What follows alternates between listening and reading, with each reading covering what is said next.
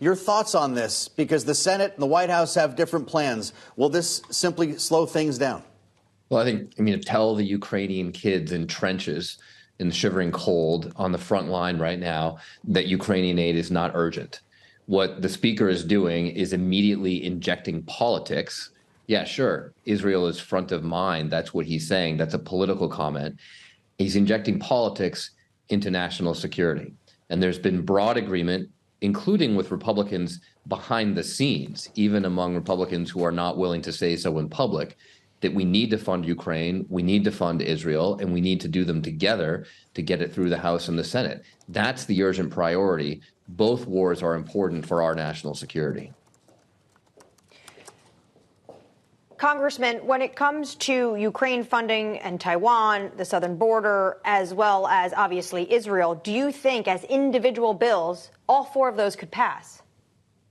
That's the problem, is you have these isolationist Republicans represented by the new Speaker of the House who suddenly are opposed to funding Ukraine, even though every national security expert will tell you that it's essential for our national security, that having a bulwark for NATO against Russia has been critical to our national security for 70 years, that the number one observer of what we do in Ukraine is Xi Jinping in China. And so he is making decisions about Taiwan based on how much we support Ukraine. For all these reasons, Ukraine remains essential to our national security.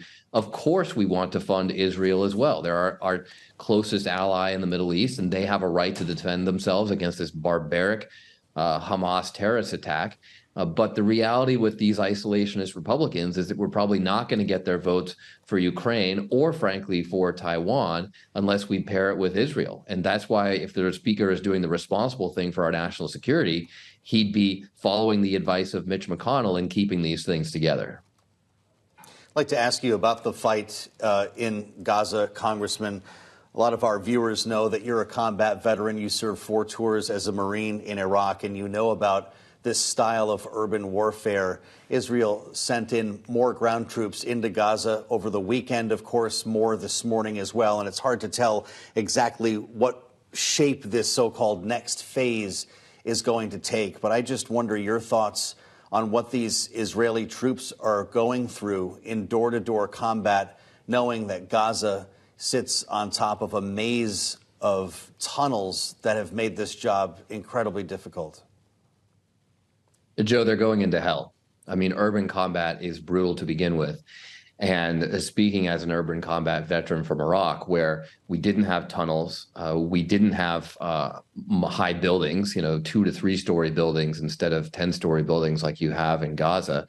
And we had some human shields, but we didn't have a large civilian population remaining in the cities where we were conducting ground operations, at least the most intense ground operations.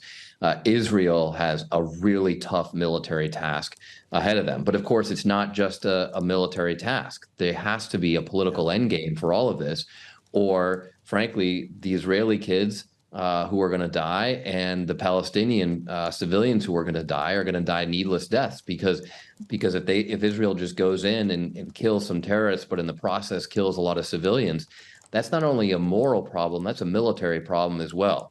If you kill a lot of innocent civilians, you recruit more terrorists to the cause. And if you don't give everybody else, the innocents, a real vision of the future, a political future that they can buy into so they don't buy into Hamas, then we're going to be right back where we began.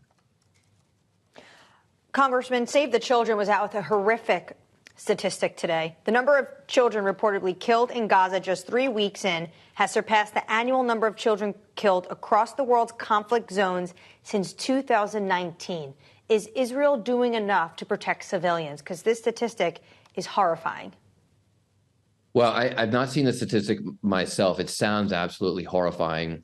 For sure. Many of the statistics coming out of Gaza, of course, are from Hamas, which usually pushes out fraudulent statistics because it's a terrorist group.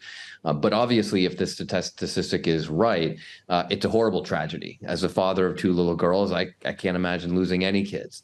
And Israel has to be careful of this, again, not just for the moral, to maintain the moral high ground, but to maintain the military high ground as well. If they kill too many innocent people, they will, in fact, recruit more terrorists than they kill. and they will lose the long fight to eliminate this national security threat to their nation presented by the terrorist group Hamas. So, look, this is also the Israeli Defense Forces, which have been known around the world for taking extraordinary care to avoid civilian casualties in the past.